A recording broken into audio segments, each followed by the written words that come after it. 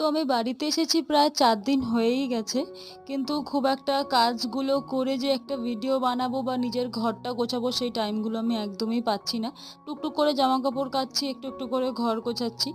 তারপর আজকে তো ওয়েদারটা তোমরা দেখতেই পাচ্ছ রীতিমতো আজকে কেন লাস্ট ১ সপ্তাহ ধরে বৃষ্টিই হচ্ছে। ভালোই লাগছে ঠান্ডা, ঠান্ডা।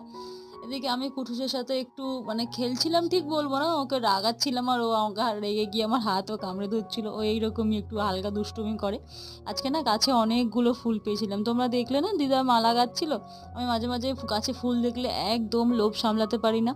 এনে ফেলি। আর এই আশফলগুলো সেদিনকে অভি নিয়ে এসেছিল অফিস থেকে ফেরার পথে হেভি বড়, বড় আশফলগুলো। আর আশফলের কত দাম!